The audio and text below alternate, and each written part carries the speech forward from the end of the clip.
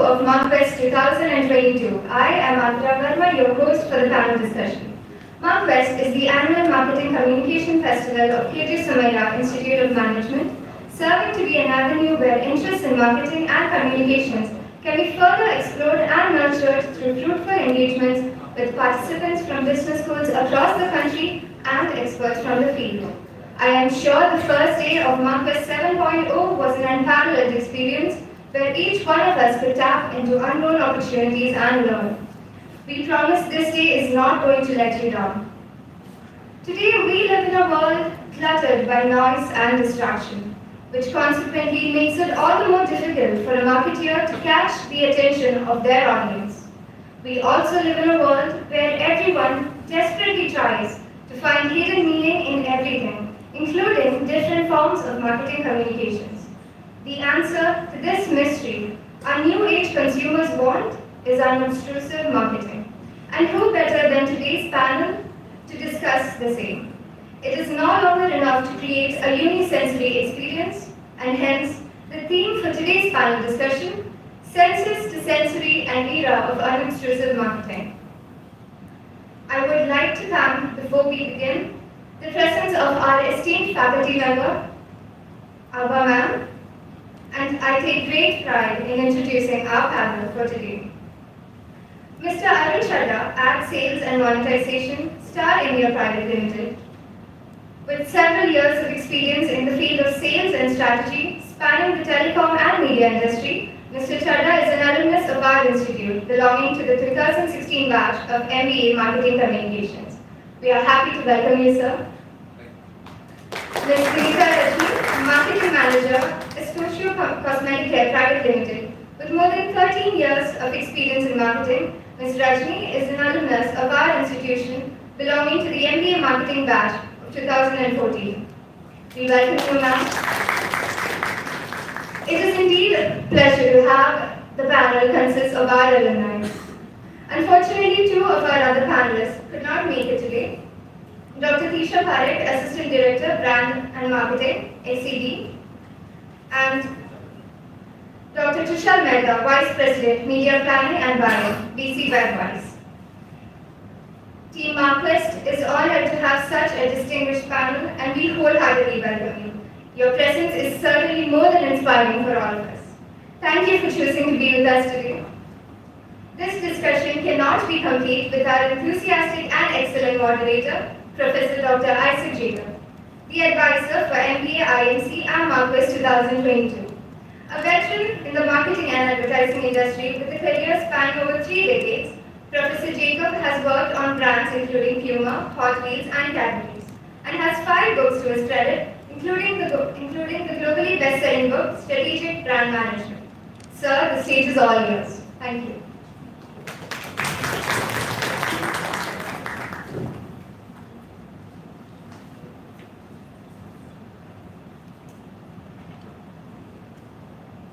Hello.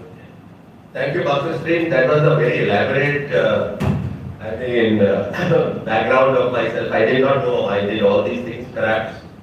Thanks for that. Thank you very much. And it's a great pleasure always to be here in the MarCquest, festival, number 1, and to moderate this wonderful, session on what is termed as sense and sensory, looking at the era of unobtrusive marketing, for instance.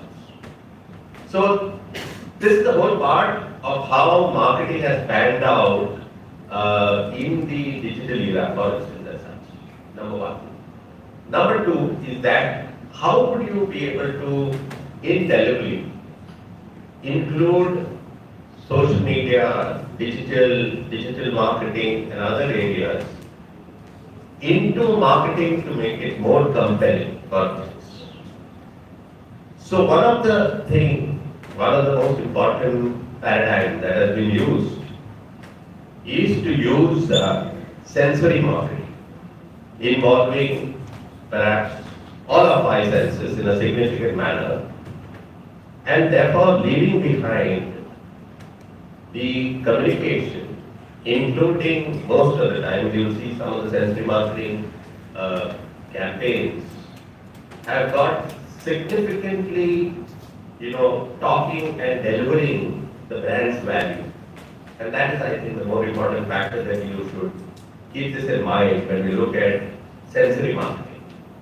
And if it involves all the 5 senses, then obviously it will be a great, impact creating campaign from the marketing perspective. So that's how we look at it, that's how marketers look at it, that's how communicators look at it, and things like that aside.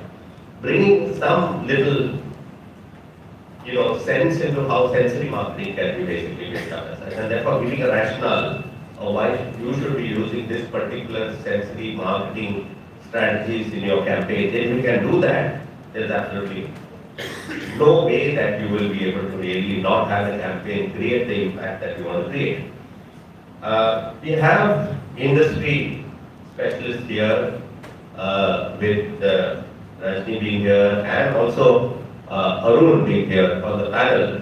So we're going to have a very interesting, involving and perhaps something that will discussions on sensory marketing in order to take our understanding around whole area of sensory marketing into the next level as such. Now, just to put it in perspective, what is sensory marketing? What are the paradigm on which sensory marketing is basically used for? Now, marketers have always looked at this concept of serendipity. Serendipity is defined in a very technical term as something astonishing discovered in an unanticipated moment by the customer. That's serendipity. Most of the time, the impact that has been created through sensory marketing has been involved in a serendipitous, occasion or a particular moment or a particular situation that has been created. How is expected to work is that instead of the communication bouncing off the surfacial memory of the customers, it gets into the deep memory. And you will know that some of the most impact-creating campaigns have been very vivid in our mind. And it goes into deep memory. Now when it gets into deep memory, and at the right time that you want to recall that brand and its communication, perhaps it comes. That's how serendipity is used in sensory marketing as such. A lot of marketers have used this, but it depends on a lot of understanding of the customer, the situations, and also the kind of strategies that will build up this serendipitous occasion or a moment for the customer where you deliver the communication, and therefore it gets into the deep memory. That's how sensory marketing is expected to work for us. And if you see some of the most memorable campaigns that have been created, most of the time it is delivered through the use of senses. So in all times it is using senses to basically deliver communication into the deep memory of the customer. It remains for a much longer period of time. That is why we call it, vivid memory. It gets into the vivid memory part. That's a little technical understanding of how sensory marketing is expected to work. It's not magic, but it's expected to work like magic. Because if you were to compare and contrast sensory marketing, that moment of truth, if you want to call that, it is a part of magic. Magic creates that, astonishment. Oh wow! The response is oh wow. And that oh wow is the one that opens this window of opportunity to the mind of your customers and delivers the message in a significant manner, in a very highly exhilarating manner, involving all senses. And that's how it actually works. It can be driven by the product, for instance. It could be driven by communication. If you really see the way Royal Enfield has used this, of course, without meaning to basically build that up as a part of their campaign, the biggest USP that Royal Enfield Bullet has is the sensory branding that they have done, which is of course done in a very significant manner. The only motorcycle brand that you can understand through your olfactory sense is Royal Enfield. When you hear the tap, tap, tap, tap, tap, tap, tap, tap, tap, tap, you know it's a Royal Enfield. None other. As such. That's how, in a unique manner, this particular, way of communicating the brand's presence has been built up. The other one, and I can look at it, the product-driven, success as far as marketing is concerned, is, you all know that, we have used that. It's a brand called Pulse.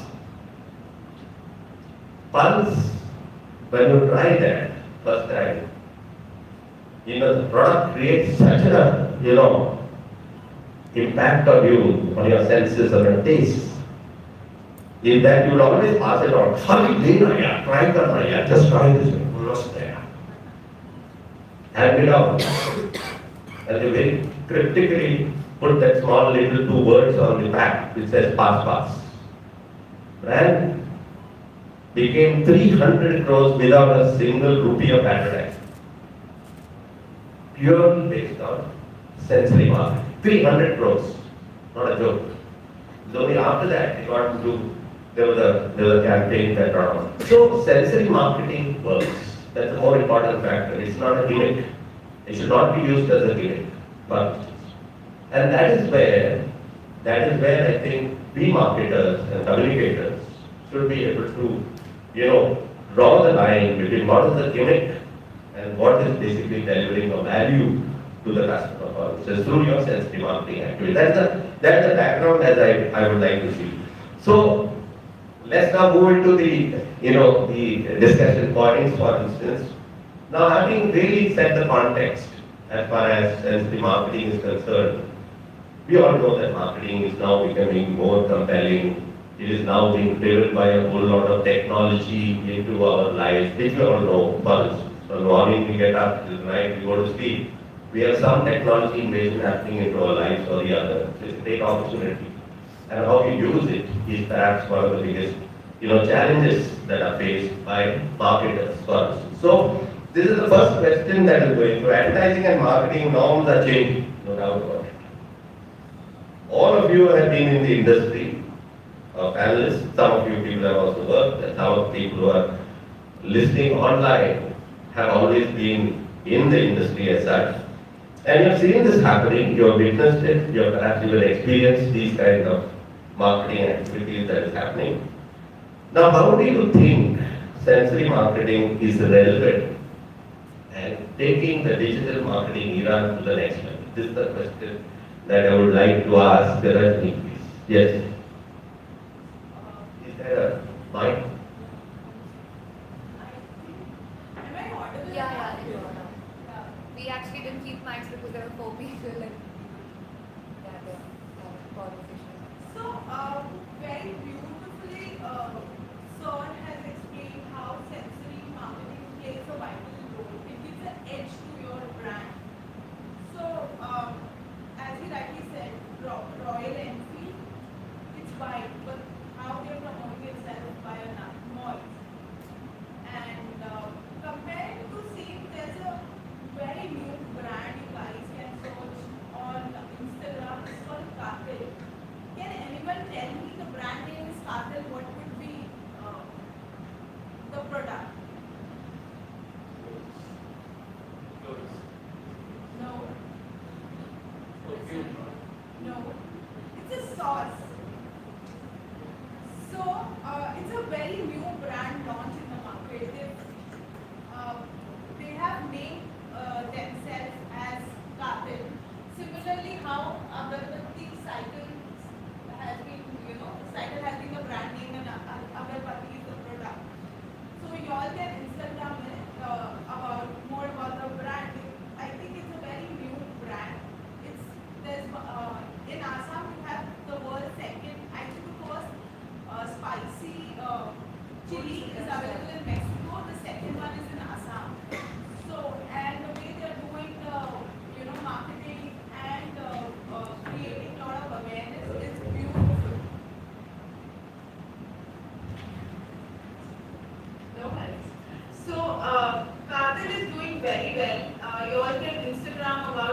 product, and they have all these, people with the play cards on the road creating a lot of brand awareness. There's one more brand of a burger.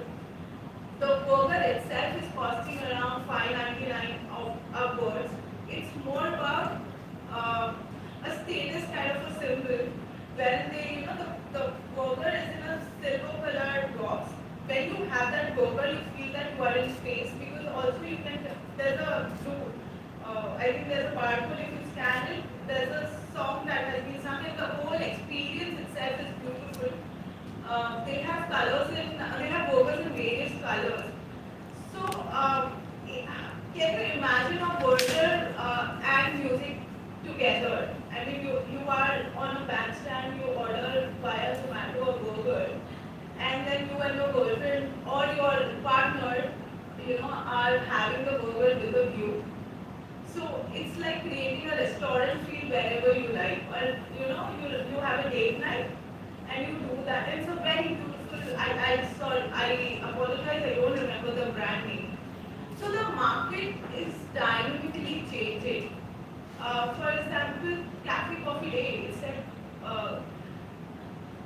what did it say? Coffee Day. A lot can happen over coffee. So they created an ambience. They said that just don't come for coffee, come for a conversation. नहीं तो हम उड़पी hotel में पटका मारते हैं coffee पीते थे 20 to 20, right? So everybody wants to. It's like the basic element, but then you have more, additions to it. The another part is why Starbucks is running very well in India, because it's an aspirational brand. मैंने एक reel देखा था जिसमें वो कहते हैं अमीर बनना है तो हर जगह स्टारबक्स का कप लेके घूमो. So it's become like a status symbol. Brands are going to an add-on, experience. Earlier the candy market was fragmented, but Sir rightly said, pulse आया था मार्केट में, सब बोल रहे थे कुछ ट्राई करके, नया आया है. It is a bombard feeling. Coming to perfumes also. Perfumes are not just helps you smell good, but also the brands that you're associated with explains your status symbol. 212, Parcos Rabana. I think when we buy all these, it's like a status symbol for us. We show off whenever somebody is at home. Similarly with liquor. JD हो गया, black label हो गया, हमारे वो पिएंगे हम वो क्या बोलते हैं वैक्स 69, लेकिन दिखाने के लिए हम यूज रखेंगे जरूर जेडी और ग्लैमफिटेड.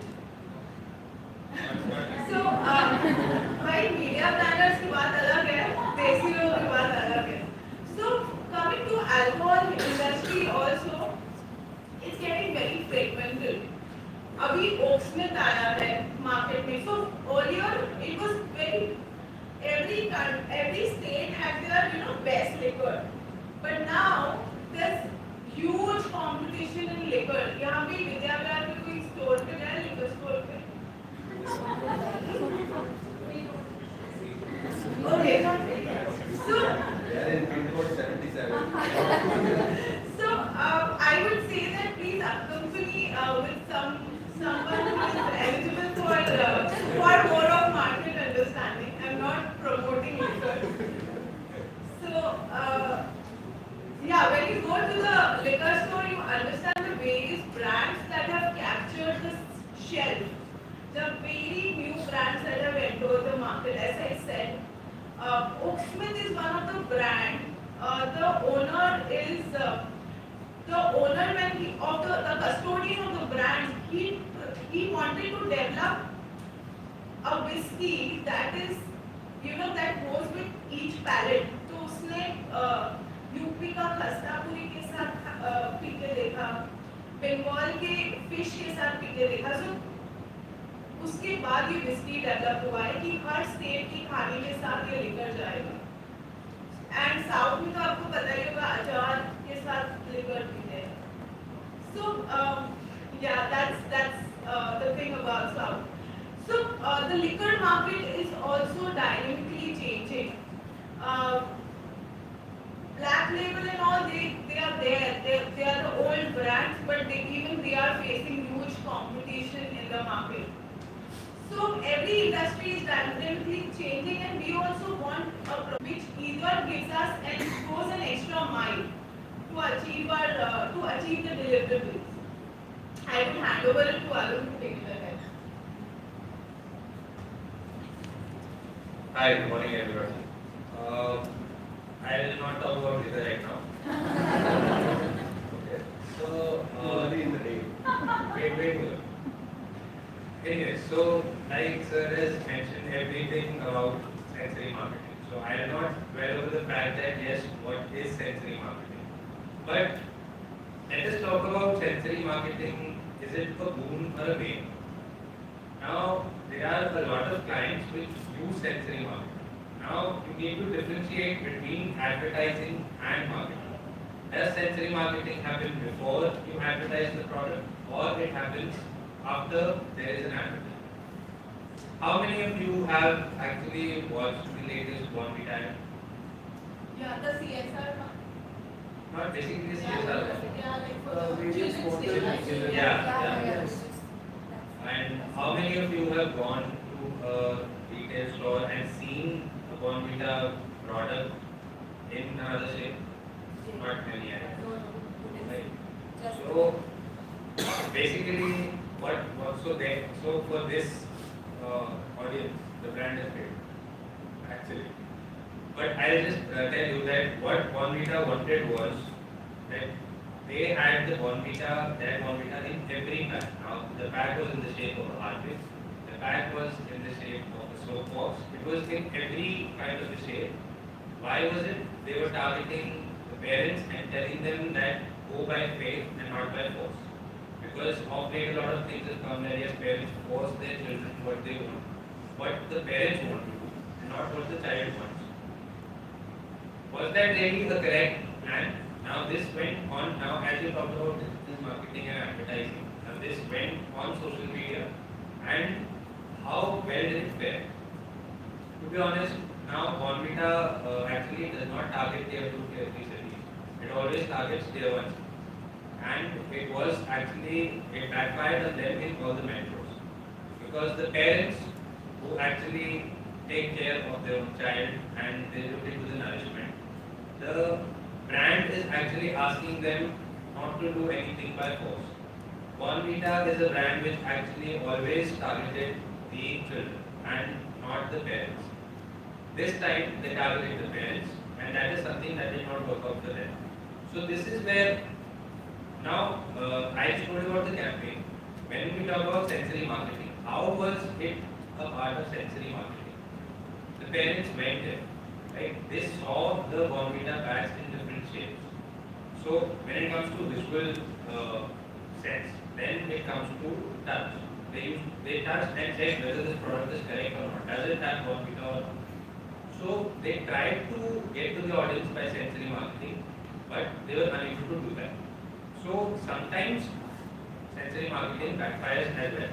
And so you talked about bullet. I am born and brought up in Chaddah, so that's the P1 and will always be the P1 market for bullet. There, bullet, even for Punjab will always be the P1 market for bullet. And there is no better brand to use sensory marketing by just the voice, just the sound, not the voice, I should say the sound. It's just the wheel rolling 4 times and the sound that you hear, okay, that's Royal Enfield will. You will not talk about Enticer, which is a bike that came out later. Try to match what Enfield does. Nobody can. Now, this is one thing I also wanted to talk about was that which are the categories which actually use sensory marketing the most. Now, when you talk about food, when you talk about food outlets, when you talk about cafes, and when you talk about the automobile. Now, if you go to our city, if you go to our city of late, if you have been there of late or you go now, what you see is that there is a BMW bike that's standing as soon as you enter, and there is an Audi, it's an R6 or R8, I don't know, that's standing out there. As soon as you enter, the first thing that you see is an Audi, and that is what it it captures you visually. One tends to feel that, okay, this is a car probably I want someday or I will have someday. Yeah, that's an aspiration. When you go to buy an automobile, there is an advertisement of automobiles. If you have watched the advertisement of Indra, it's an advertisement which captures all the automobiles, that is car, that is XUV, and they actually want to mention their concept is to state that the cars built by Mahindra are very, very strong.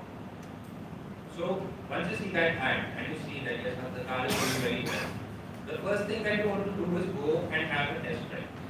That is where you see the visual capture by seeing the car. Once you sit in the car, then you see how you feel once you drive. And so this is basically what sensory marketing is. And I just take the last example of Starbucks. Now she mentioned cafe coffee day. So while working with them, Starbucks day in day out, and Starbucks does not advertise much. All it has to do is ask the person to come in. They buy, but they will not buy anything. The furniture, the smell of coffee, and if Starbucks is at a workplace, there be no music. But if it is in a mall, there will be a light music, so that yes, the person is inclined to have coffee.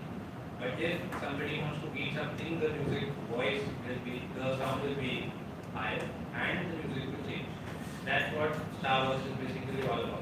And it says. So Very beautifully, he has highlighted something about Starbucks. So yes, when you enter a place, all your five senses are active.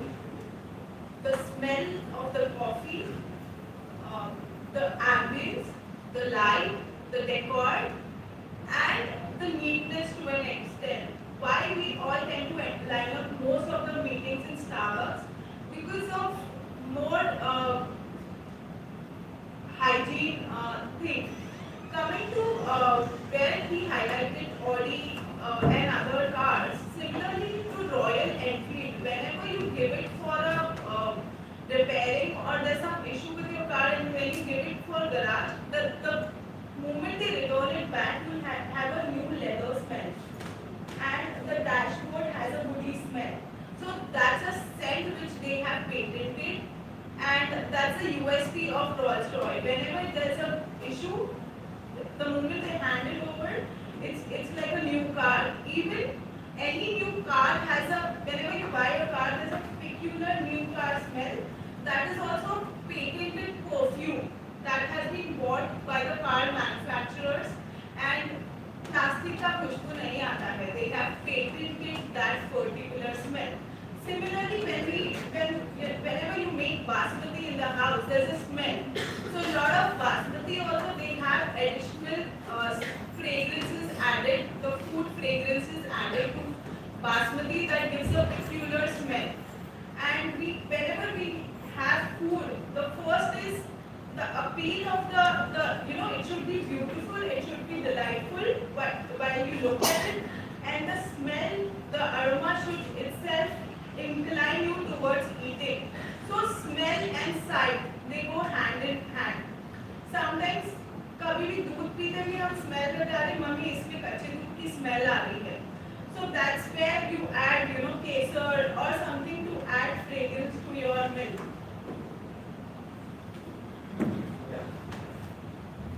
Thanks.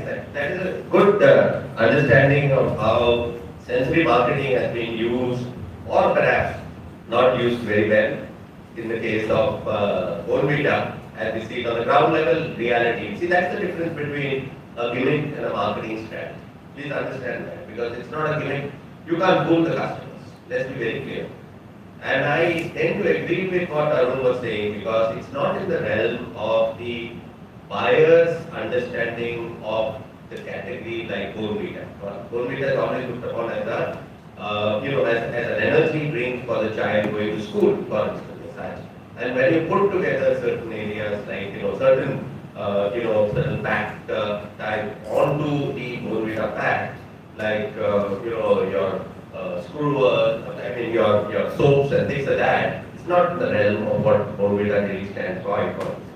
And therefore, it makes a big difference. Incidentally, one of the big marketing activities that they do to get customers into Starbucks is again a sensory marketing activity. For instance, you go to malls, when you come to that particular level of the mall where the Starbucks is there, you get the aroma of coffee. Hey, have a coffee, be there, let's go. You know what they do?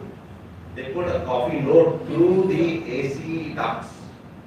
So when you come down, you get the smell of coffee. That's the trigger. You get the point. In order to get people into the Starbucks. The biggest thing is not advertising, as we said. It's mostly basically how to get, walk-ins coming into Starbucks.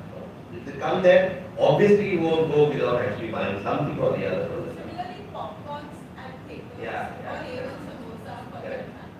That's right. It is something which you always, have at theaters and in offices and things like that. That brings us to the next one. And let's look at the next area that we are going to look at, and this is basically looking at nostalgia, or something which is something which you have been used to doing it for. The way that your Nescafe Classic has used this to build in nostalgia. Whenever there is a pitter patter of rain outside, what we feel here, especially in Western India, is chai or pakode. So that's the trigger. That's how you basically look at it. And here you have Nescafe. Of course, they are converting, or rather making customers, drink or drinking tea to basically buy and drink coffee. Nescafe, particularly the branded content is basically that. They also have used some interesting, technology-based thing which you will be able to decipher, which is called ASMR. This is the mumbo jumbo of technology. ASMR. ऐसा बोलेगा ना? People get shocked. What is this ASMR and all this? Stands for Autonomous Sensory Meridian Response, which is embedded into the sound notes of the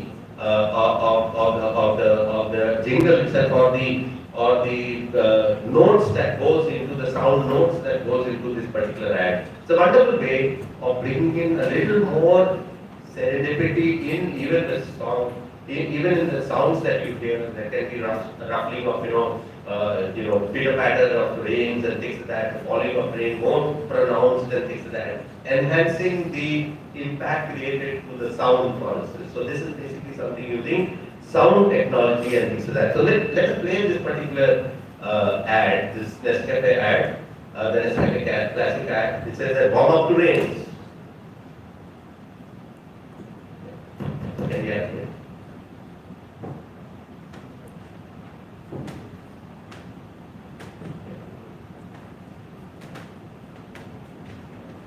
Yeah.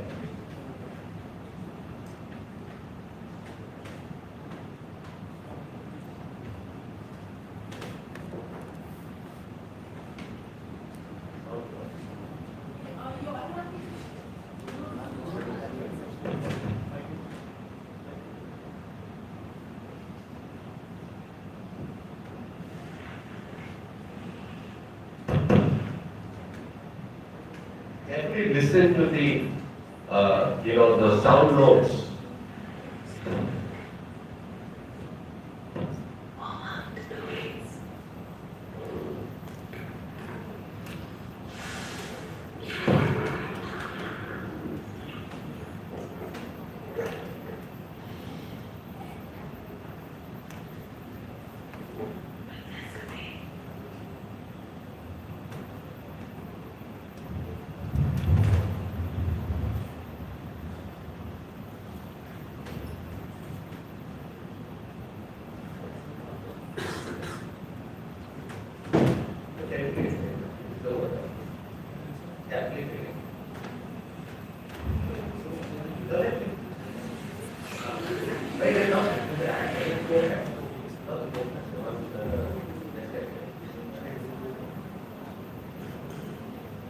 We'll play the Nescafe ad again because they have not seen the commercial fully for instance. I just give you Nescafe.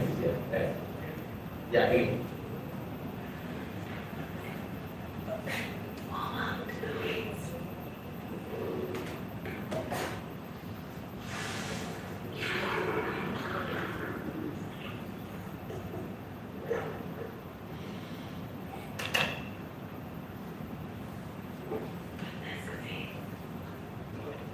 Okay, thank you. So some questions, mostly to you and me and to Arun, something which is related to the sound notes and how. Now, does market research be able to understand as to how these enhanced sounds and others could be basically established? Does it get established? Does it not get established at the customer level after having seen it and things like that? Or pre-release of the ad, are there any researches done to find out if the sounds are having its intended impact on the customers? That's the question from a market research perspective. So,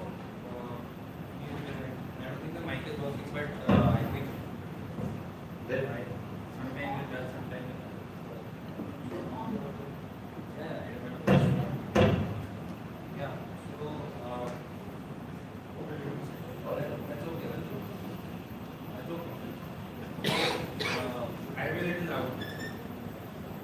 So when it comes to sound, again, as I mentioned, which category chooses to do it. Now, Nescafe definitely should have done it because being a coffee, the sound is very important when it comes to the season also. So sound is very important again for a company that sells coffee, and again the automobiles, which we have talked about before. Now the other example which can use sound as well is not exactly sound is not the only thing that uses are the gadgets.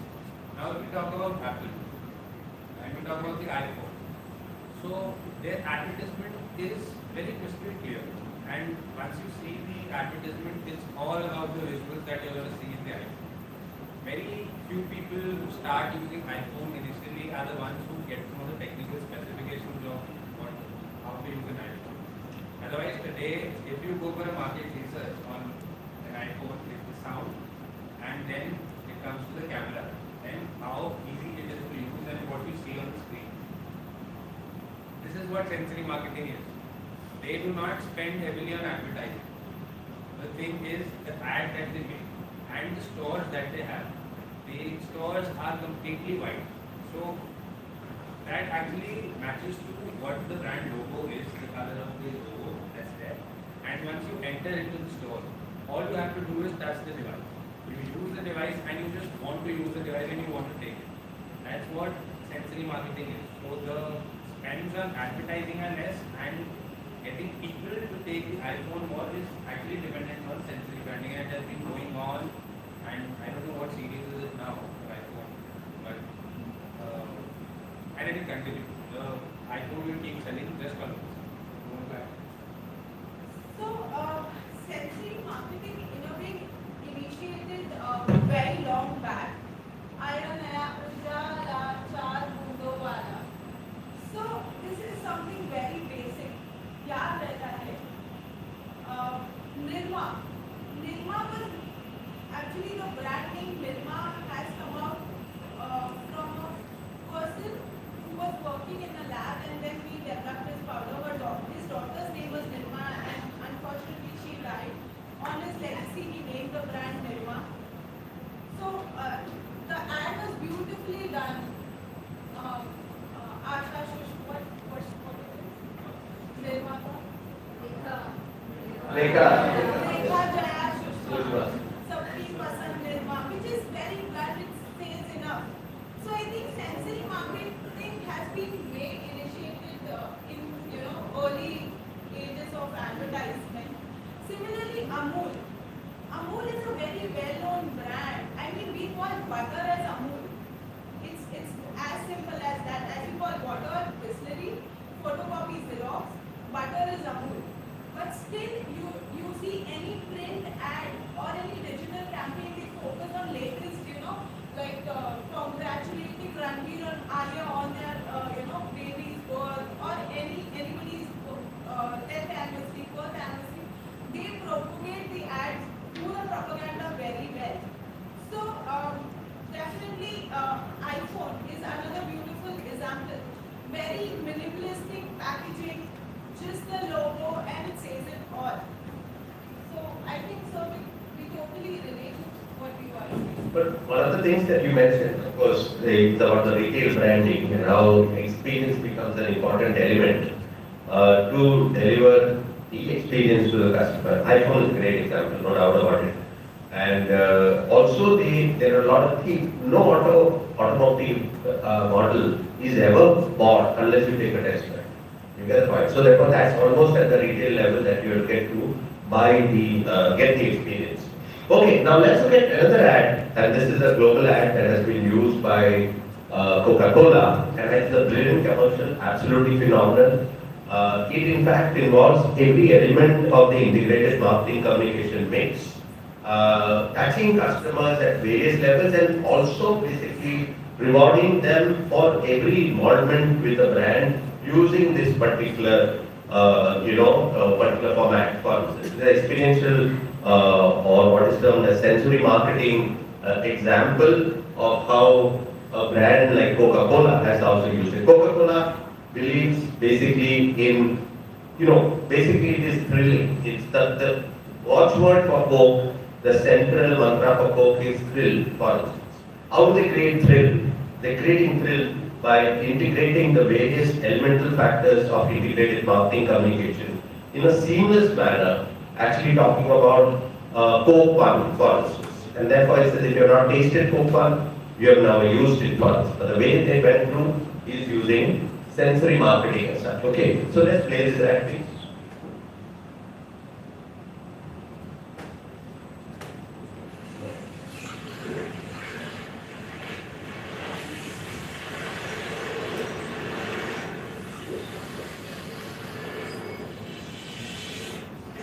To get more people to try Code Zero, we created an entire campaign that they can literally drink.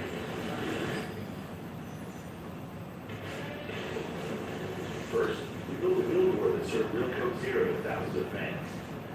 Then, we poured Coke Zero to people all over the country. The TV is about the pouring of Coke Zero. This is a drinkable commercial. We partnered with Shazam and created a new way of using their technology. Shazam now is drinkable. By Shazamming the spot, the Coke Zero from the screen was poured right into people's phone, whether they were at home, at a concert, or among 80,000 people at the NCAA final game. Every interaction ended with a free Coke Zero that could be redeemed in major retail stores across the U.S. Even when there was no screen, we poured Coke Zero using just that.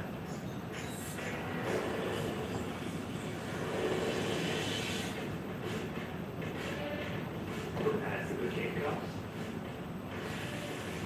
to flyers that became straw, to tweets that poured Coke Zeros in 140 characters, to drinkable posters that use Shazam to turn people's phones into digital straws. Every single ad put a Coke Zero in people's hands.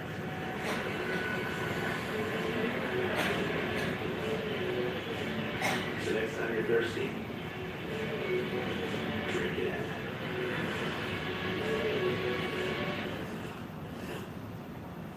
Who does not try Coke Zero? That's the question. Okay, the question is, I have another example. It's a very similar example of Dunkin' Donuts. yeah, What Dunkin' Donuts did in Seoul. yeah, There in Seoul, basically, Dunkin' Donuts, everybody knew what the brand is for when it comes to donuts. But pulling people to have coffee in Dunkin' Donuts was very difficult. So Seoul, like Mumbai, is huge traffic. Okay, so people used to travel in public transport. Now when they took the buses, what they did was that in the buses, whenever it used to come to a bus stand, it was a major bus stand, where the coffee aroma was there, they used to give the coffee aroma in the buses itself. So what people used to see outside the windows and the door was Dunkin' Donuts, and they used to go in and start having donuts as well as coffee. So the number of people visiting the Dunkin' Donuts store grew by 16x or 17x, and that's how the revenue grew. And this is not happening. This is just plain and plain simply. totally. Good example, very good example. The question is, in this, is distributing free samples of products has been a method used by companies widely, especially when it comes to promotions. A drinkable ad is the first time ever that has been used to create experience of the product digitally and then physically have the one to be tried out for. Now, what are the brands do you think would really benefit from this kind of a catch? I mean, since you are in the industry, we want you to, react and say, what are other brands, besides, of course, Dunkin' Donuts, that has been a good example that you just cited, could use this particular, way of integrating the various communication bits into digital format, delivering it, and then making people try it on a offline basis for okay, through sampling and other things. Well, there are two very big brands that we know about when it comes to ice cream, that is Baskin Robbins and Apple. So when you go to a Baskin Robbins store or you go to Naturals, what you do is you can try every flavor that you want. So many of us go there and just try every flavor and then probably we come out. But we do that as kids. Normally you go there, you taste, that's where sensory marketing comes in. Be it Naturals, be it Baskin Robbins, you taste any flavor and then you decide what to buy. So you touch base with the sense of taste, and that's how this is a perfect example of like what is mentioned. So this is a very vast campaign of Coke that we talked about. There they do not need to advertise. And it is mentioned in the brand name itself, that's Baskin 31 Robbins, that's 31 flavor. You can taste every flavor and then choose the flavor you want to eat in the ice cream. So that's another good example of what sensory marketing does. And it needs their outrage and the people coming in the store. So one is definitely one, when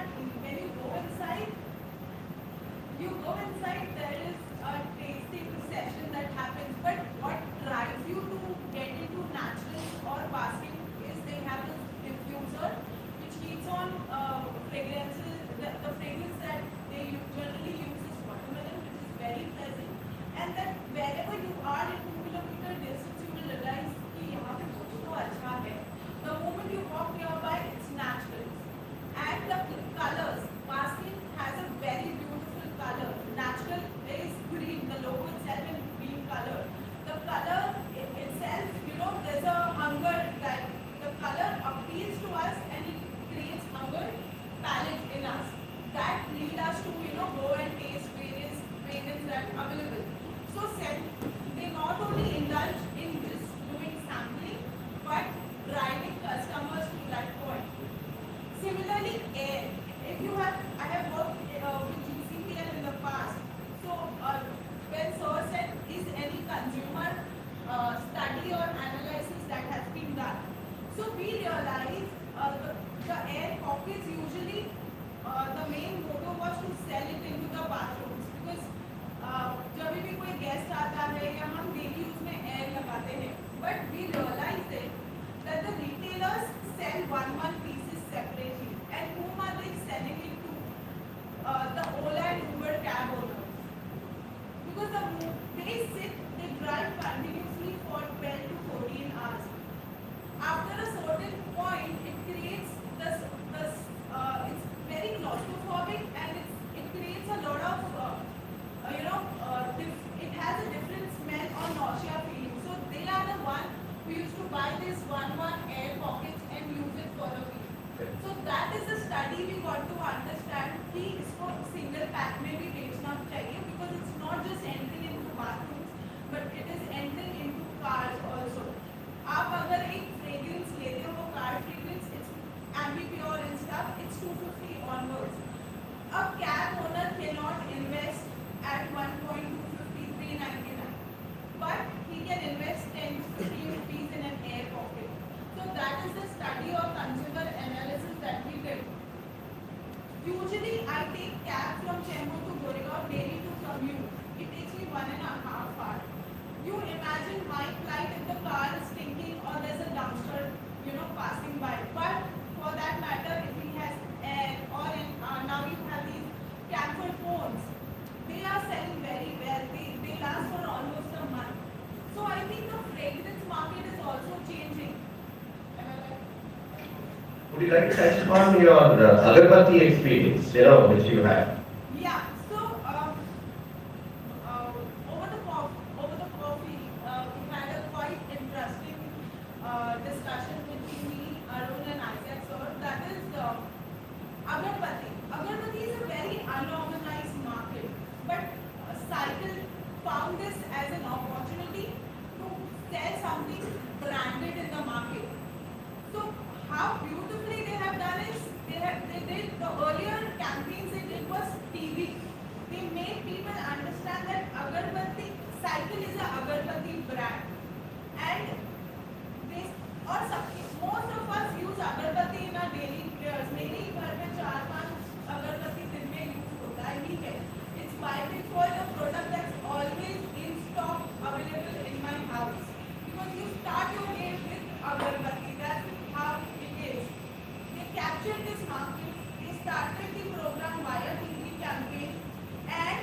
TV is not easy. Any ATL campaign, I am sure you are on this with me. ATL campaigns are super, super expensive. They move to radio because later on radio 90.3, 91.5, they all have started gearing up and they have good listeners. They started doing a lot of radio ads and now they have, along with, so awareness has been created, brand recall has been generated, now is the availability. They are very well available in all nooks and corners. Now, from retail mom and pop stores, the buying habits have been moved to DMart and other, multi-brand outlets. So there, what they do is they do bundling, 1+1 offers, and that's how its cycle is available in most of our homes.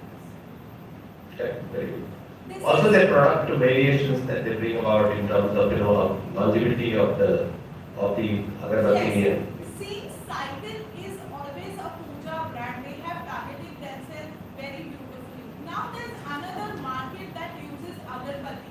It is the night people, the people who work at night. Watchmen, security guards, ATM guards, police, dhaba owners. So what do they use at night? They use kachua chap, agarbatti. But kachua chap is something which creates lot of dua, and if it is in a small unit, it is very difficult to breathe also. So Godrej found out this opportunity to launch a agarbatti which lasts for 3 hours. Because अगर आप कोई भी normal agarbatti घर में लगाते हो, वो 20 से 25 मिनट के duration में खत्म हो जाती है. 20 minutes is also too long. वो जल्दी खत्म हो जाती है. They launched a agarbatti which lasts for 3 hours, and it is used by the category which is unknown and which has smaller pockets. So that's about the 3-hour agarbatti that I had worked in the past. So from dua to dua. Okay, good one. Okay, so some interesting questions that have been given here. Really, does sensory marketing influence consumer behavior on a long-term perspective? Well, it does. Now, it depends on the brand, on the company, on what do they want. Is it that the number they want to increase the consumer base? Do they want to increase the revenue? Or do they want their brand to manage and expand as much as they want? On the basis of that, it entirely depends on, yes, does consumer experience matter to them or not? So, any FMCG, it does matter. But all those for whom the consumer experience does not matter, and what matters is the ROI in terms of the number of revenue, then probably it does. Is it not very high financial involvement in terms of or investment involvement in digital technologies basically to deliver a significant experience? Of course, that is in the interest of taking it on a scalable basis for us, without which you will not be able to get the impact from your campaign. So, does it really set off the kind of investments you make into sensorial marketing, for instance?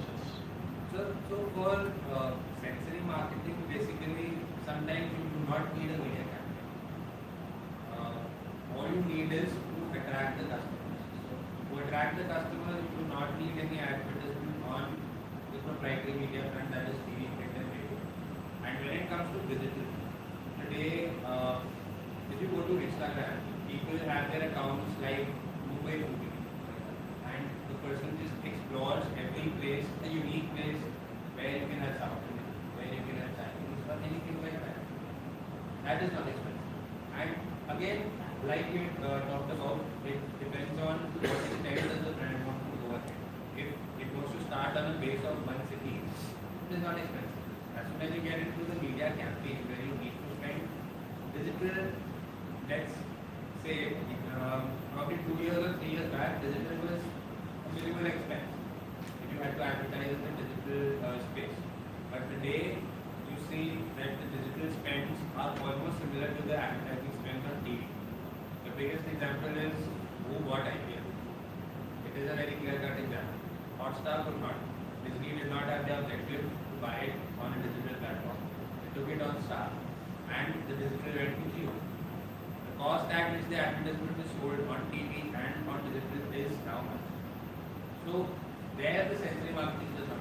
So why not look at viral marketing in that case? You get the best way to do is that today you have WhatsApp, you have a whole lot of things running. So scalability can be done at a different level of cost. I have few examples on to address to your question. One is, I hope everybody has seen Darling of Hollywood on Netflix. There's very in that one film, lot of brands have been highlighted.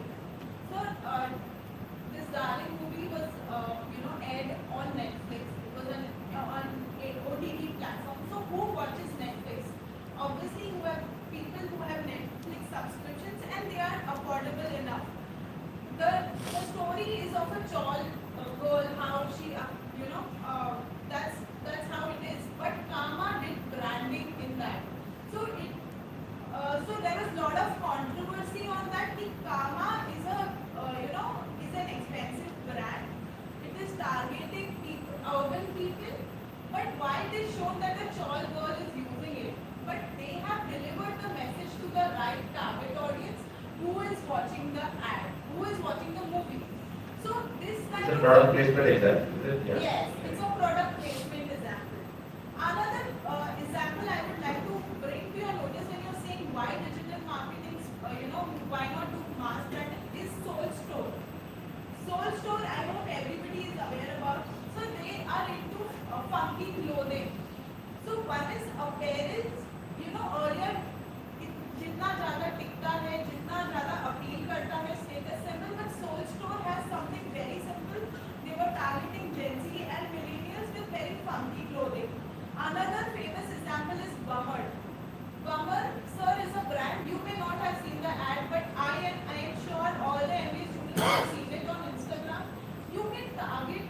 You need not spend it on people who are not my TG. You can specifically select your target group, and the ads are only shown to people who are their Right. TG, right? So the selection is done. You save a lot of unnecessary campaign, and it is very direct. It is funky clothing in a garment. It is not. It just not gives you comfort, but it gives you beautiful and amazing funky prints on your garment. So Sure. Bummer and Soul Store, that's how they are doing the digital campaign. Today programmatic has come into a case because you know whom you want to talk to. Yes. What? Yes. You get sure. The other question that I want to ask, which is of course a very leading question, a strategic question, is sensory marketing here to stay? What do you think from the industry perspective? What is it? Is it going to be there for a long period of time? Is it going to stay? Is it going to be taken forward? Or do you think that it is a fad and will go out and things that? Incidentally, some of the campaigns have been there for the last 10 years or more. For instance, let me tell you that the Coke campaign is pretty old. It's not a new one. It's not a joint completely guy. So is it going to be staying there with us in marketing? It's one of the options available to drive your brand using sensory marketing, or is it a fad? Definitely sensory marketing will stay, but how sensory marketing will be done, probably that will be a change. So what is the next stage? See, today what runs in India is emotion, very high. So you see the advertisements, a lot of advertisements are on emotion. Now, you know views very well, right? The advertisements that is done. So what was the concept behind, I mean, it's not with respect to sensory marketing, but what was the concept behind making the Fevicol ad? When he's throwing an egg and the vessel is not breaking up. What was the concept? It was all on emotions, and the emotions connected that yes, Fevicol is very strong. Now, in a truck, if there are 400 people sitting and nobody is falling, it's just an emotion that you're just connecting with the person, take Fevicol, it's perfect. Right? So now emotions do not need advertising. You need to connect with the consumer directly, and for that you do not need TV, you do not need print, you do not need anything. You can connect directly. Now, with how the I gave you the example of Dunkin' Donuts, right? That can be applied in India as well. I mean, not by Dunkin' Donuts, just by anyone. Considering what their TG is and where do they want to start. On the basis of that, sensory marketing, I think, will stay for the long term. Will be there. Okay. Yeah. Good. So another example of sensory marketing where a brand actually picked up is Bella Vita. So Bella Vita is a perfume. So what campaign did they run? They had few people, a bunch of people standing together in the mall. They went there. They said, I'll apply this perfume. And most of, so they really liked the perfume. They gave them 3-4 choices. And then they said, कि आप इसका price कितना देंगे? तो all the TV said, all the consumers said 5,000, 6,000 and above. And then they said Bella Vita is just for 399 or 599. So that is a campaign they are running, and they have become a huge brand in just past 2 to 3 years. Sensory marketing is, so they are doing the advertisement on sensory marketing itself. Whenever there's a product, sensory marketing is always going to be there. And people have to make revenue out of it. They should know what to derive out of it. And now customers are more aware. They want additional, or they see value for money. For example, shampoos. You see it's sulfate free, paraben free, toxic free. You saw Johnson & Johnson powder got shut down because it was carcinogen. So customers are aware, they know what is there, and since technology is there, people know, people have answers to it. So yes, sensory marketing is always going to be there. Brands need to know how to utilize it and reach to their, target audience. Sure. Okay. So I would just like to add Yeah, point yes. that today sensory marketing and experiential marketing are very well connected. So it is not that's exactly what I meant when I said that it's not necessary to advertise for a brand.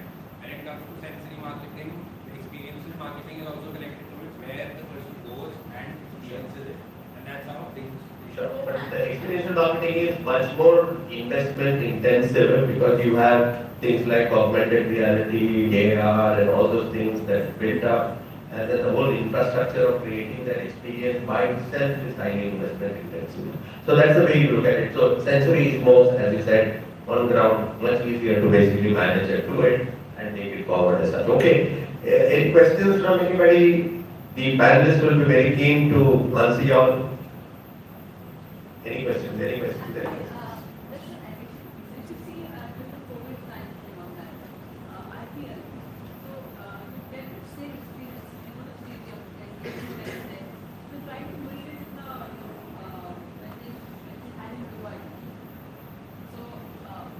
The fan gallery is there and things like that. Yeah, that's right. Yeah.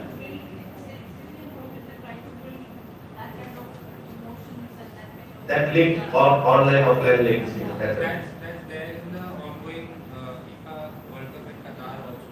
And you get to experience the Ballon d'Or that's get there. You get to see the t-shirt of Cristiano Ronaldo, and then you see the t-shirt of Lionel Messi.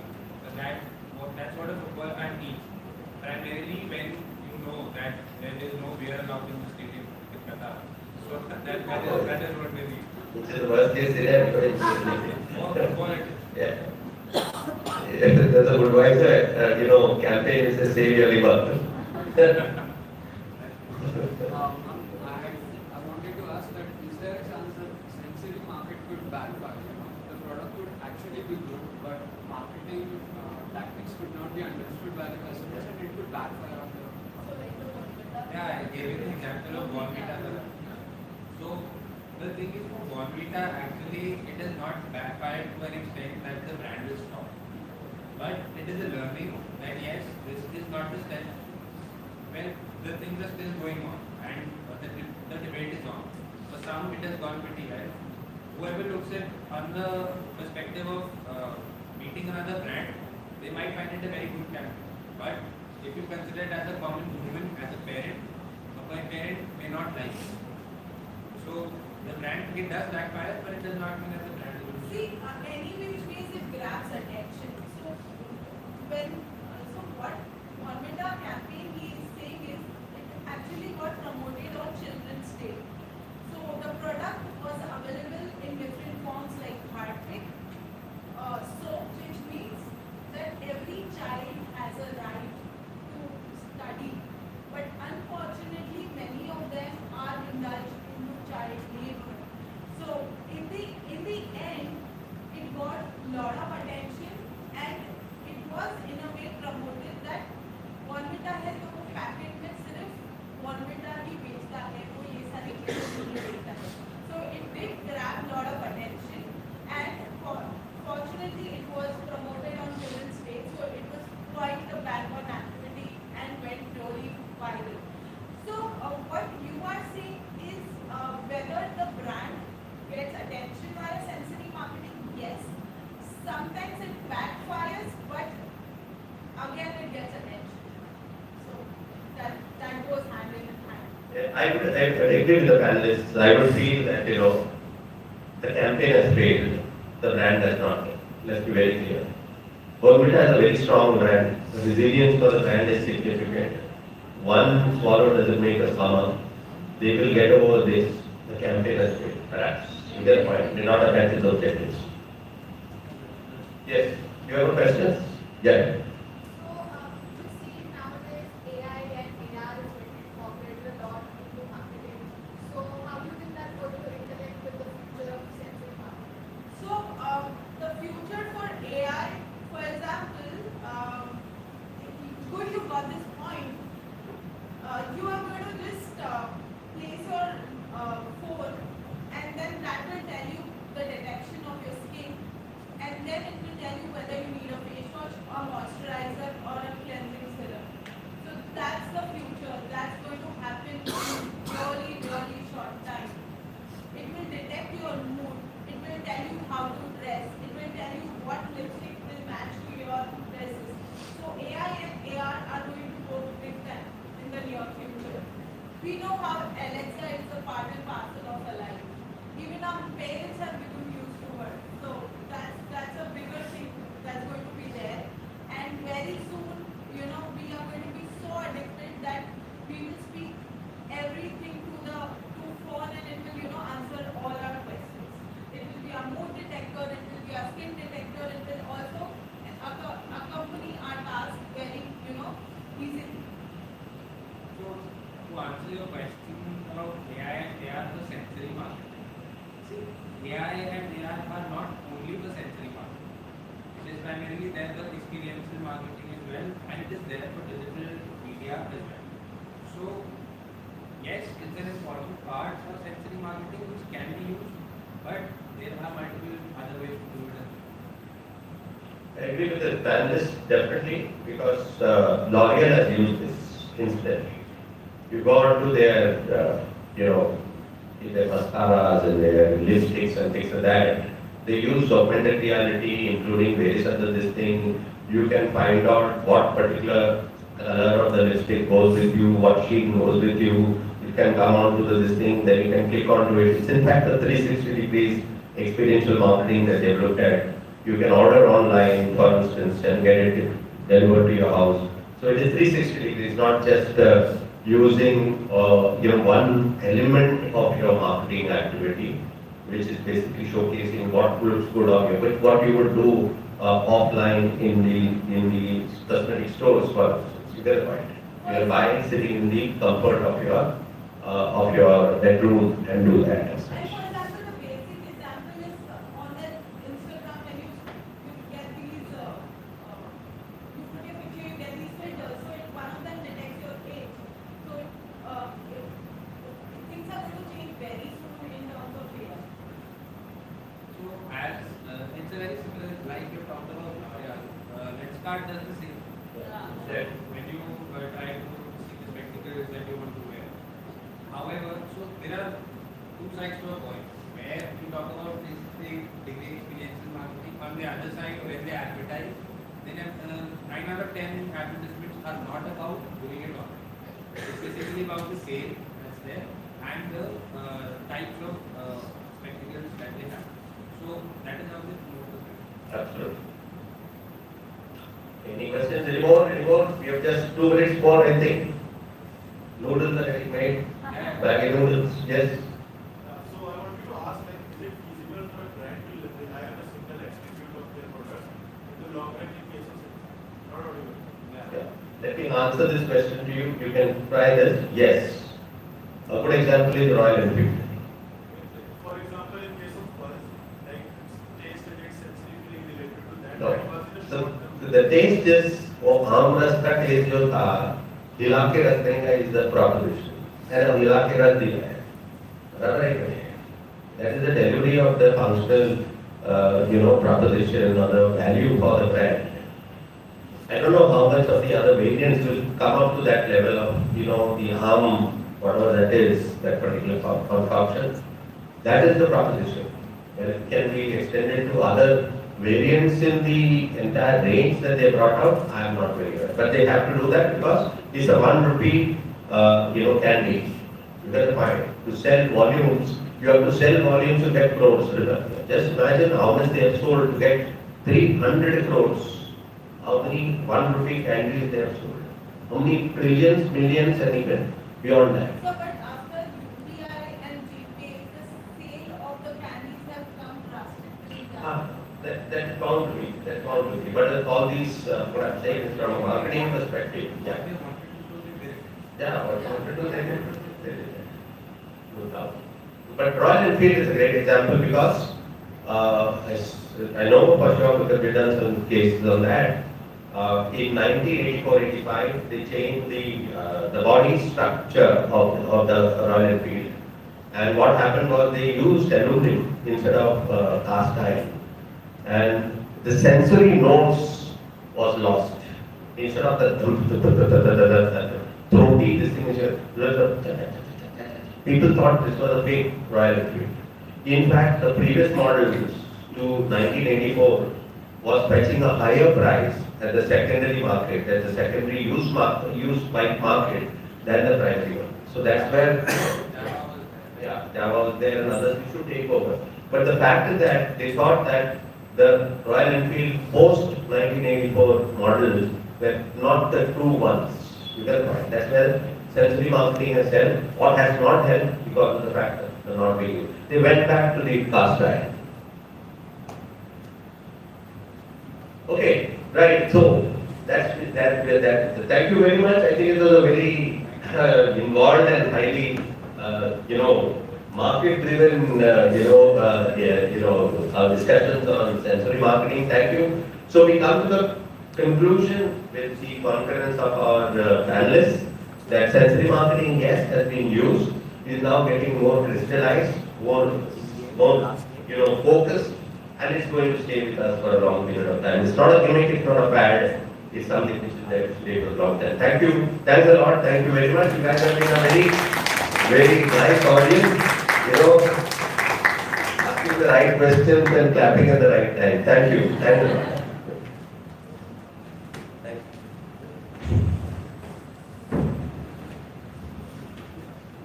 Wow, that was indeed a superb session. I, on behalf of MarCquest, would like to thank and extend our gratitude to our panelists, Mr. Chaddah, Ms. Vinita Rajani, and moderator for the day, Professor Isaac Jacob. Let's be very honest, every conversation about marketing opens up our mind a lot, and it's happening everywhere. It's happening with us right now. I'm marketing something, of course, but we really do not see it, and that's the beauty of it. So, on behalf of Team MarCquest, thank you so much everyone for attending the session. There is a lot of things planned after this for the MarCquest Festival, but for now we will end this panel session, and from 12:30 onwards we'll start with our Kiba round 2 right outside canteen. So thank you everyone. We'll end the live also now. Thank you. Thank you to our panelists.